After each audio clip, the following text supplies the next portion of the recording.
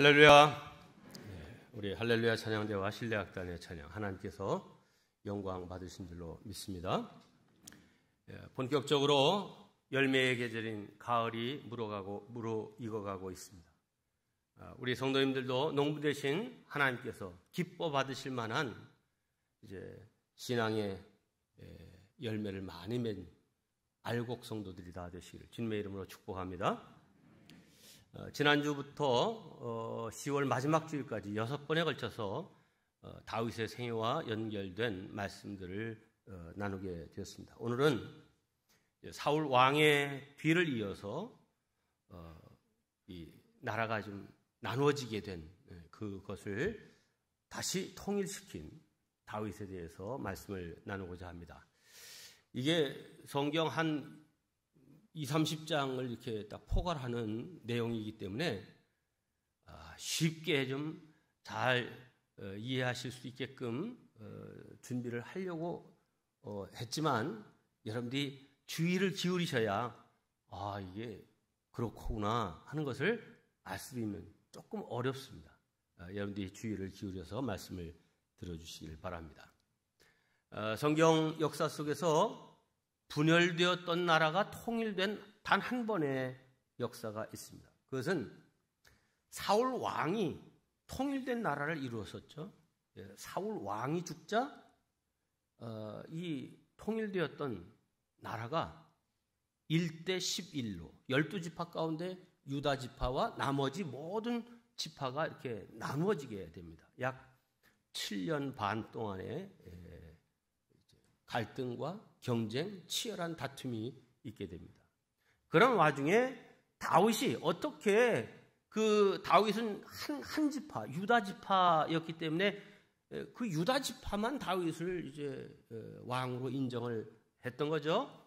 어떻게 이 나머지 11지파의 마음을 얻어서 이제 통일된 나라의 왕으로 등극하게 되는가? 이것을 오늘 여러분과 나누고자 합니다. 사무엘하 1장 1절은 이렇게 시작됩니다. 사울이 죽은 후에.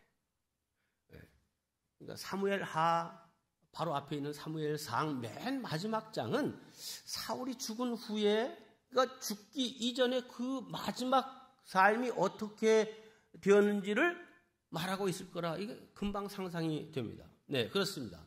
사무엘상 31장 1절과 2절을 보면 이렇게 됩니다. 블레셋 사람들이 이스라엘을 치매 이스라엘 사람들이 블레셋 사람들 앞에서 도망하여 길보아 산에서 엎드러져 죽으니라. 블레셋 사람들이 사울과 그의 아들들을 추격하여 사울의 아들 요나단과 아미나답과 말기수아를 죽이니라.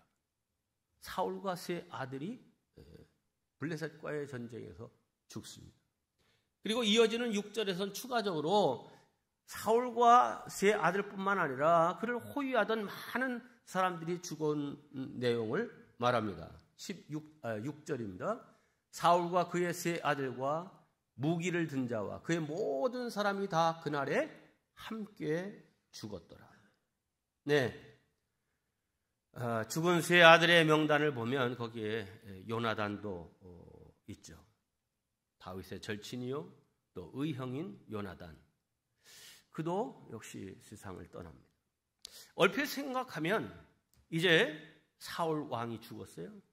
세 아들, 유력한 아들들이 죽었어요. 자, 그러면 이 이스라엘의 왕위를 누가 이어받을 것인가? 우리는 자연스럽게 다윗이 기름 부어 이제 네가 이 나라의 왕이 될 거다, 이렇게 사무엘 선지자가 이미 기름 부었으니 당연히 다윗이 그것을 이어받지 않겠나, 이렇게 생각할 수 있습니다.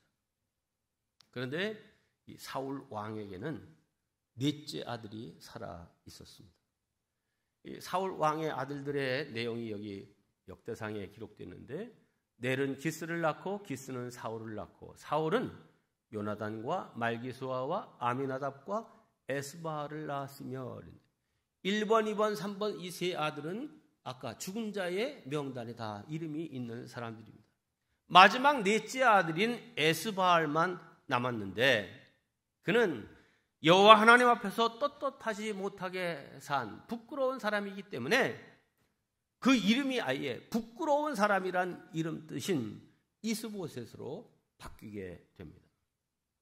아무튼 그는 유일한 살아남은 사울 왕의 아들입니다.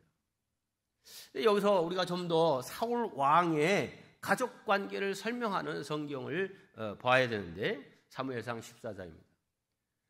사울의 군사령관의 이름은 아브넬이니 사울의 작은아버지 넬의 아들이며 사울의 아버지는 기스요 아브넬의 아버지는 넬이니 아비엘의 아들이었더라. 그러니까 맨 아래 아비엘이라고 하는 할아버지 밑에 사울과 넬이 두 아들이 있고 이 사울의 아들은 누구예요? 제가 잘못 말했어요. 기스와 넬이 있고 기스의 아들은 사울이고 넬의 아들은 아브넬입니다. 그러니까 사울과 아브넬은 어떤 관계예요? 사촌 관계입니다. 아주 멀지 않은 가까운 가족이죠. 네. 그런데 이 사울 왕이 왕위에 있는 동안 이 아브넬이 전체 이스라엘의 군대를 장악한 군사령관이었습니다. 그런데 이제 사울이 죽었어요. 자기 사촌 형이 죽은 거죠. 이제 다윗이 왕이 되면 이게 사울과 가족 관계에 있고 이런 아브넬을 그냥 이제 계속 이 일을 할 수 있게 놔둘까요? 아니죠. 왜냐하면 다윗에게는 이미 장군 요압이 있습니다. 요압이 또 이 유다의 군사령관입니다. 그러니까 이런 속에서 아브넬이 생각합니다. 야, 이거 다윗에게로 이 왕권이 넘어가면 이스보셋뿐만 아니라 나도 참 아무것도 아닌 그런 존재가 되겠다 생각을 하고는 이 아브넬이 군사령관으로서 그동안 영향력을 미쳤으니까요. 이렇게 말합니다. 여러분, 사울 왕에게는 아직 살아남은 아들이 있습니다. 사울 왕의 뒤를 이어서 왕이 될 마땅한 적자는 바로 이스보셋입니다. 이게 정당합니다. 그렇게 주장을 했어요. 그랬더니 유다 지파를 제외한 11지파의 장로들이 다 그렇게 받아들이고 이제 이스보셋을 사울의 뒤를 이은 제2대 통치자로 받아들입니다. 물론 말씀드린 대로 이스보셋은 능력과 신앙인격 또 여러 가지로 부족한 사람이었습니다. 그럼에도 불구하고 이 작은아버지 아브넬은 자신의 야망을 이루기 위해 좀 무능한 족하지만 그가 사울 왕의 아들이라고 하는 사실을 강조하면서 백성들을 설득했고 또 백성들은 거기에 동의를 한 것입니다. 다윗 입장에서는 그동안 겪어왔던 도망자의 삶이 이제 끝나고 새 왕조를 출범시킬 일만 남았다고 생각되는 그런 때인데 현실은 그렇지 않았습니다. 결국 다윗은 어쩔 수 없이 유다 지파만을 이끄는 통치자가 됩니다. 요즘으로 치면 전체 대통령이 된 것이 아니라 어느 한 도를 다스리는 도지사가 된 것이죠. 다윗 역시 아직 하나님의 때 카이로스의 시간이 되지 않았던 것입니다. 하나님의 눈에 볼 때 다윗도 이스라엘 전 국가를 맡을 역량이 부족했던 것입니다. 이후 통일 왕국의 왕권을 두고 7년 동안이나 사울의 막내 아들 이스보셋과 다윗이 치열하게 경쟁합니다. 앞서 말씀드린 대로 11지파가 연합해서 세운 북쪽 이스라엘은 실질적으로는 아브넬 장군이 통치자였습니다. 그에게는 30만 명의 군대가 있었습니다. 하지만 다윗에게는 아둘람 굴에서부터 실전으로 다져진 용맹한 군사들이 있었고요. 30만 군대라도 다윗의 군대의 상대가 되질 않는 거예요. 결국 11지파가 밀리고 쫓겨 요단강 동쪽, 지금으로 치면 요르단 쪽으로 밀려나게 됩니다. 그들은 거기서 마나하임을 도성으로 삼아 다윗과 경쟁하게 됩니다. 지도를 보시면 지금 다윗이 머무는 곳은 중간 이 맨 아래 중간에 사해가 있죠. 그리고 이렇게 바란 쪽이 쭉 올라가는 게 이제 요단강이고요. 그 위에는 이제 갈릴리 호수가 있겠죠. 헤브론은 이스라엘 지역에서 어쩌면 제일 아래쪽에 있습니다. 여기 유다 지파가 분깃으로 받은 땅이기도 하고 이곳에서 이제 다윗이 유다 지파의 왕이 되었습니다. 그리고 이제 전체를 통일한다면 예루살렘으로 더 북쪽으로 수도를 옮기게 되죠. 그런데 이 위에 쭉 있었던 11지파의 사람들이 이 유다의 다윗 군대들에 쫓겨서 결국 요단강을 건너 동편으로 다 밀려나고 이 마나하임을 수도로 삼아서 다윗과 경쟁하게 됩니다. 그런데 하나님께서는 한 지파뿐이었지만 다윗의 손을 들어주셨습니다. 다윗은 점점 강성해져 갔고 사울의 집은 급격히 쇠퇴해 갔습니다. 사무엘하 3장 1절 사울의 집과 다윗의 집 사이에 전쟁이 오래매 다윗은 점점 강하여 가고 사울의 집은 점점 약하여 가니라. 자, 그렇지만 워낙 이 비율이 안 맞잖아요. 11대 1이니 안 맞는데 그러면 다윗은 어떻게 자기를 받아들이지 않는 이 11지파의 사람들을 다 하나 되게 하고 통일시키고 통합하는 일을 이루어냈을까? 한마디로 말하면 자신의 대적 원수들에게 불행이 닥쳤을 때에 그들을 각별하게 대우해 줌으로 그들의 마음을 얻었습니다. 특별히 자기를 대적하고 반대하는 그런 사람들이 죽었을 때마다 기뻐하기는커녕 울며 금식하며 애통해야 했고 진심과 정성을 다해서 그들의 장례를 치러줬습니다. 이것으로 다윗은 이스라엘 12지파 전체의 마음을 얻었습니다. 그래서 오늘 다윗이 3번의 장례식을 통해서 결국 이스라엘을 통일시키는데 이것을 여러분께 말씀드리고자 합니다. 첫째, 지난 주일에 살펴본 사울 왕의 죽음과 장례입니다. 여러분, 국가의 지도자가 죽고 이럴 때에는 혼란기 아닙니까? 이런 때에는 언제나 사기꾼 같은 사람들이 많이 나타나서 이때 한몫 잡아야 되겠다 이렇게 생각하는 사람들이 많죠. 네, 다윗 앞에 한 청년이 나타나서는 왕이시여 이게 사울 왕의 왕관이고 사울 왕이 찾던 팔찌입니다 하면서 내놓는 거예요. 이거 어떻게 구했냐? 이 청년이 말하죠. 내가 사울 왕을 죽이고 이것을 가져왔습니다. 예, 아직 그거 아니에요. 그러니까 이제 이 사울 왕이 정말 죽었다는 소식은 기부하에서 죽었다는 소식은 들었는데 이게 뭐 실물을 갖고 오니까 사울이 정말 죽었구나라고 하는 사실을 확인한 다윗은 옷을 찢고 막 웁니다. 그리고 이 청년에게 이렇게 말합니다. 다윗이 그에게 이르되 내가 어찌하여 손을 들어 여호와의 기름 부음 받은 자 죽이기를 두려워하지 아니하였느냐 하고 다윗이 청년 중 한 사람을 불러 이르되 가까이 가서 그를 죽이라 하매 그가 침에 곧 죽으니라. 여러분, 보통 사람 같으면 지금 사울이 죽었고 그 증거물을 갖고 온 이 상황 기뻐해야 될 상황이고 그에게 후사해야 될 일입니다.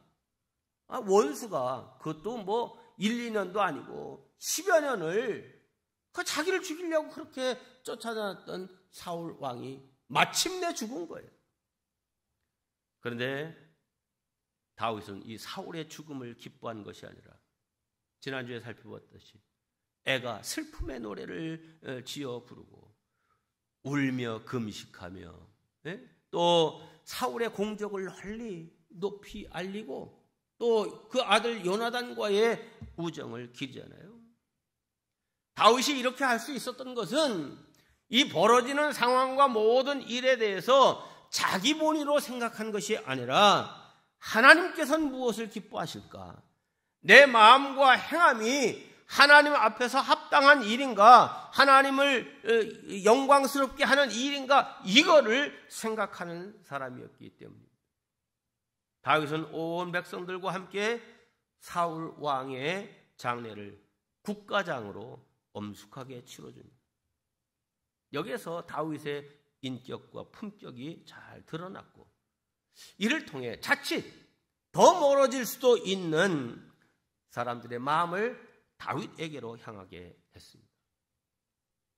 하지만 한 번 일로 모든 사람들의 마음이 다 오는 것은 아니죠. 이어지는 두 번의 장례가 또 있습니다. 두 번째는 북이스라엘의 군사령관이었던 아브넬이 죽는데, 이 아브넬이 죽었을 때 역시 국가장으로 승격시켜서 그를 장례해 줍니다. 네, 말씀드린 대로 이 아브넬은 사울왕의 넷째 아들 이스보셋의 오른팔이고 실질적인 권력자로서 이 북왕국을 이끌어 온 사람입니다. 그런데 이 아브넬이 사고를 쳤어요. 사울왕의 첩이었던, 사울왕의 아내였던 사람을 겁탈한 겁니다. 여러분, 그 당시의 문화는 왕의 부인을 겁탈하는 것은 내가 왕권에 관심이 있다라고 하는 의지의 표현이기도 했습니다. 이 사실을 들은 이스보셋 왕이 비록 허수아비와 같은 왕이지만 이 작은아버지 아브넬의 추하고 악한 행동을 강하게 비난합니다. 그러자 이 군대 장관으로서 무력을 다 장악하고 있던 아브넬이 이렇게 말합니다. 그게 무슨 말입니까? 내가 조카인 당신을 왕으로 세워주었고 변함없이 지켜주고 있는데 그까지 일로 이렇게 역정을 내십니까? 이렇게 왕에게 오만불선한 태도로 도전합니다. 이 일로 말미암아 양자 간에는 더 이상 함께할 수 없는 불화가 생기고 맙니다. 뿐만 아니라 북이스라엘 백성들 가운데 상당수의 사람들이 처음에는 그래 사울 왕의 아들이 차기 왕이지 했는데 점점 지나면서 보니까 이게 아닌 거예요. 그래서 마음이 자꾸 다윗에게로 가게 되었습니다.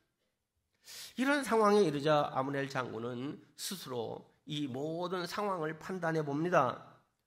이미 지금 북이스라엘의 많은 사람들의 마음이 다윗에게로 가 있고 또 자기가 세웠고 섬겼던 이스보셋 왕마저 자기를 질책하니 차라리 이런 상황에서는 선제적으로 다윗과 화친을 청하는 게 나에게 유익하겠다, 이렇게 판단을 한 겁니다.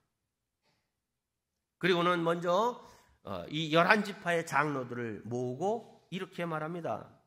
아브넬이 이스라엘 장로들에게 말하여 가로되 너희가 여러 번 다윗으로 너희 임금 삼기를 구하였으니 이제 그대로 해라. 아마 11지파의 장로들이 이스보셋 이게 아닙니다, 다윗을 왕으로 삼아야 되겠습니다 라고 이 아브넬 장군에게 자꾸 건의를 했던 모양이에요. 예. 그러니까 이제 너희들의 뜻을 받겠다, 너희들의 생각대로 해라, 이렇게 하는 거죠. 그리고 이어서 아브넬은 자기의 측근 중에 믿을 만한 사람을 전령으로 삼아 다윗이 머물고 있는 헤브론으로 보내 자기의 뜻을 전합니다. 아브넬 장군이 북이스라엘 전체를 이끌고 다윗 왕 당신에게 귀순할 뜻이 있습니다, 이렇게 전합니다. 그랬더니 다윗이 그 말을 받아서는 그래? 그러면 내 첫 아내 사울의 딸 미가를 데리고 오는 조건으로 그의 귀순을 허락한다 얘기합니다. 전령이 돌아와서 우리가 함께 하는 것을 다윗 왕이 받아들였습니다. 단 미가를 데려오랍니다 하니까 이제 이미 시집가서 다른 사람과 살고 있는 미갈을 강제로 데리고 옵니다. 그 남편이 그 잡혀가는 미갈을 따라 계속 울면서 오니까 이 아브넬 장군이 눈을 부라리면서 그만 돌아가라 하니까 이제는 죽일 태세니까 이 남편이 눈물을 흘리면서 돌아섭니다. 자, 이제 아브넬이 사울의 딸 미갈과 함께 군사 20명을 이끌고 다윗을 직접 찾아갑니다. 그리고 이 일행을 본 다윗은 이들을 환대합니다. 이게 사무엘상 3장 20절입니다. 아브넬이 부하 20명과 더불어 헤브론에 이르러 다윗에게 나아가니 다윗이 아브넬과 그와 함께한 사람을 위하여 잔치를 배설하였더라. 자, 여기에 화답하여 아브넬이 다윗에게 이렇게 말합니다. 아브넬이 다윗에게 말하되 내가 일어나 가서 내가 이제 오늘 이 만남 뒤에는 이 북이스라엘로 가서 온 이스라엘 무리를 내 주 왕의 앞에 모아 더불어 언약을 맺게 하고 당신 마음에 원하시는 대로 모든 것을 다스리시게 하리이다 하니 이 다윗이 아브넬을 보내매 그가 평안히 가니라. 네, 이제 다 잘 된 것 같잖아요. 근데 문제가 생겼습니다. 이 귀순 의사를 밝힌 아브넬을 다윗 왕이 흔쾌히 받아들였고 또 평안히 돌아가게 했다는 이 소식을 암몬과의 전쟁터에서 지금 승리하고 돌아오는 이 다윗의 군사령관 요압 장군이 듣습니다. 근데 이 요압은 평상시에는 본래 이전에는 이 아브넬과 친구 사이였습니다. 그런데 아브넬이 자기 요압의 친동생인 아사헬을 죽인 사건으로 인해서 앙심을 품고 있었습니다. 그런데 그가 귀선하면 다윗 왕이 그를 자기와 동급의 장군으로 받아줄 것을 생각하니까 이 요압 장군의 마음이 편안치가 않았습니다. 그래서 요압은 급히 지금 마나하임으로 돌아가고 있는 아브넬을 급히 다시 헤브론으로 돌아오도록 전령을 보냅니다. 네, 뭔 일이 있나 보다 이렇게 하고 아브넬이 다시 헤브론으로 돌아왔는데 그를 맞이한 사람은 요압이었습니다. 요압이 아주 아브넬을 반갑게 맞이하면서 둘이 긴밀한 뭔가 얘기를 할 것처럼 얘기하면서 가까이 다가가면서 성문 안쪽으로 들어가게 하는 듯 하더니 가까이에서 준비한 칼로 이 아브넬의 배를 찔러 죽입니다. 자, 그야말로 앗소리도 못하고 북이스라엘의 군사령관이 죽은 것입니다. 이 일 역시 다윗이 생각했던 방향은 아니지만 어차피 이렇게 된 것, 보통 사람이라면 할 수 없다, 잘 됐다 이렇게 받아들일 수도 있습니다. 왜냐하면 이제 이스라엘 전체의 왕이 되는 것은 따놓은 당상이나 마찬가지입니다. 북이스라엘의 군사령관이 죽었기 때문에 이제 남은 오합지졸과 싸운다면 백전백승할 것이기 때문입니다. 하지만 다윗은 그렇게 하지 않았습니다. 오히려 아브넬을 죽인 요압 장군을 책망하고 만천하에 공개합니다. 그리고 대적하던 북이스라엘의 장군 아브넬의 장례를 극진한 이해를 다해서 국장으로 그 격을 올려서 치릅니다. 사무엘하 3장 31절과 32절입니다. 다윗이 아브넬을 죽인 요압과 및 자기와 함께는 모든 백성에게 이르되 너희는 옷을 찢고 굵은 배를 띠고 아브넬 앞에서 애도하라 하니라. 다윗 왕이 상여를 따라가 아브넬을 헤브론에 장사하고 아브넬의 무덤에서 왕이 소리를 높여 울고 백성도 다 우니라. 여기서 그치지 않습니다. 다윗은 아브넬을 위해서 마치 사울과 요나단을 위해서 애가를 지어 불렀던 것처럼 이 아브넬 장군을 위한 애가를 지어 부릅니다. 그게 33절로 35절인데 좀 길어요. 그래서 요 뒷면 계속인데 그 뒷면을 보여주세요. 이 뒷면을 보면 막 이제 이 다윗 왕이 애가를 지어 부르니까 다른 백성들도 다 웁니다. 그러니까 이제 해가 질 무렵이 됐을 때 사람들이 와서 왕에게 좀 이제 금식은 끝내시고, 많이 왕께서도 지치셨으니 음식을 좀 드십시오. 이렇게 권합니다.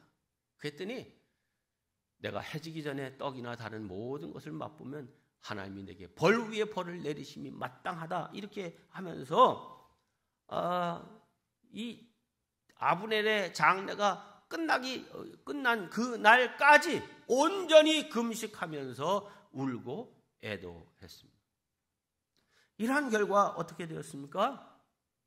이 장례식으로 인해 북쪽 11지파 사람들도 다윗이 괴계를 부려서 이 아브넬을 죽인 것이 아니라는 사실을 믿게 되었고, 백성들은 다윗을 신뢰하게 되었습니다. 사무엘하 3장 36절부터 37절입니다. 온 백성이 보고 기뻐하며 왕이 무슨 일을 하든지 무리가 다 기뻐하므로 이날에야 온 백성과 온 이스라엘이 넬의 아들 아브넬을 죽인 것이 왕이 한 것이 아닌 줄을 아니라. 그 진심을 담은 장례를 치러주는 그 모습을 보고 그제서야 사람들의 그 의심과 의구심을 내려놓고 다윗은 적군의 장군이었던 아브넬마저 그렇게 애통하면서 장례를 치르는 사람이구나, 이렇게 생각합니다. 물론 인간적으로만 생각하면 아브넬이 죽은 것을 계기로 다윗의 군대를 몰고 북쪽으로 쳐 올라갔으면 금방 물리적으로 통일되었을 것입니다. 그런데 다윗은 이때도 기다렸습니다. 영토의 통일이 중요한 것이 아니라 온 백성의 마음이 하나가 되는 것을 중요하게 여겼기 때문입니다. 네. 우리 대한민국의 통일도 마찬가지입니다. 무력으로 압도적인 무기로 서로의 땅을 점령한다고 해서 통일이 되냐? 그게 아니죠. 마음이 하나가 되겠죠. 세 번째, 북이스라엘의 왕 이스보셋의 장례를 국장으로 치러줍니다. 여기 등장한 중요한 인물들이 이제 다 하나씩 다 죽는 거예요. 지금 이스보셋도 죽습니다. 자, 다윗이 묵묵히 하나님의 때를 기다리고 있는데 문제는 북왕국 내부에서 일어났습니다. 레갑과 바하나라고 하는 두 형제가 있는데 이 사람들은 이스보셋 왕 아주 곁에서 왕을 호위하는 장군들이었습니다. 그런데 아브넬 군사령관이 죽었고 앞으로 전쟁이 일어나면 결과는 뻔한데 이제 마지막 남은 수순은 이 이스보셋 왕만 없어지면 모든 권력이 다윗에게로 자동으로 넘어가겠구나, 이렇게 생각합니다. 이 두 형제가 머리를 굴립니다. 이런 때 우리가 어떻게 하는 것이 좋겠나? 차라리 우리 손으로 이스보셋을 죽여 다윗에게 바치자, 이렇게 생각을 합니다. 4장 7절과 8절입니다. 이스보셋이 침실에서 침상 위에 누워 있는지라 그를 쳐 죽이고 목을 베어 그의 머리를 가지고 밤새도록 아라바 길로 가 헤브론에 이르러 다윗 왕에게 이스보셋의 머리를 들이며 아뢰되 왕의 생명을 해하려 하던 원수 사울의 아들 이스보셋의 머리가 여기 있나이다. 여호와께서 오늘 우리 주 대신 왕의 원수를 사울과 그의 자손에게 갚으셨나이다. 자신들의 전공을 자랑하면서 응분의 상급을 받았던 것이죠. 하지만 다윗의 반응은 정반대였습니다. 다윗은 죄인들이 의로운 사람을 죽이는 것이 합당치 않다며 당장 이 두 사람을 처단하라고 지시합니다. 그리고 이스보셋의 시체, 그의 머리를 헤브론에 있는 아브넬의 그 무덤 옆에 정중하게 장례를 지냅니다. 이스보셋의 장례 역시 국장으로 치루어졌습니다. 그러자 모든 백성들의 마음이 다 다윗에게로 향합니다. 사랑하는 성도 여러분, 다윗은 적이나 원수에게도 긍휼을 잃지 않았습니다. 정의를 놓치지 않았습니다. 언제든지 하나님이 무엇을 기뻐하실까를 생각했습니다. 자, 그것은 이스라엘의 통일에 있어서 무엇보다도 중요한 것이 사람들의 마음이 하나 되는 것을 알았기 때문입니다. 함께합니다. 사람들의 마음이 하나 되는 것이 관건이다. 네. 여러분, 우리 모두 통일된 우리 대한민국 이 조국을 열망하고 있지 않습니까? 우리 자녀손들에게 통일된 한국을 물려주어야 합니다. 비록 우리는 이 분단된 상황에서 고통당하고 손해를 보고 대가를 지불하더라도 우리 후손들에게는 반드시 통일된 조국을 물려주어야 합니다. 저는 이런 기회가 반드시 우리 민족에게도 온다 이렇게 믿습니다. 우리가 상상할 수 없는 시기에 뜻하지 않은 방법으로 올 것입니다. 그러나 이런 기회는 하나님께서 아무에게나 아무렇게나 주시는 것은 아닙니다. 자, 다윗을 보세요. 이게 지금 1대 11 상황에서 이 온 나라를 백성들의 마음을 하나로 묶고 기쁨으로 왕으로 받아들이는 이게 가능합니까? 오늘 1절부터 3절까지가 다윗의 이제 그 전체 이스라엘의 왕으로 등극하는 장면이었는데 백성들의 마음으로 다윗을 진정한 나의 왕으로 모시잖아요. 여러분, 사람들의 마음이 하나 되는 것을 중요하게 여기고 또 그것을 위해 사는 사람들이 적어도 우리 나라에 많아야 됩니다. 특별히 우리 그리스도인들이 이 일에 앞장서야 됩니다. 다윗은 자기 반대편에 있던 사람, 그리고 지금도 그런 사람을 향해서 긍휼과 자비를 계속 베풀었습니다. 자기에게 무력으로 정복할 수 있는 기회가 왔지만 그 기회를 사용하지 않았습니다. 정정당당한 승리를 원했습니다. 그래서 패배한 사람들조차도 흔쾌히 그 패배를 인정할 수 있도록 했습니다. 오늘날 우리 한국 정치처럼 도무지 이게 좀 어느 당이 이긴 건지 진 건지 어느 것이 옳은 건지 그런 건지도 모를 정치배들의 술수하고는 전혀 달랐습니다.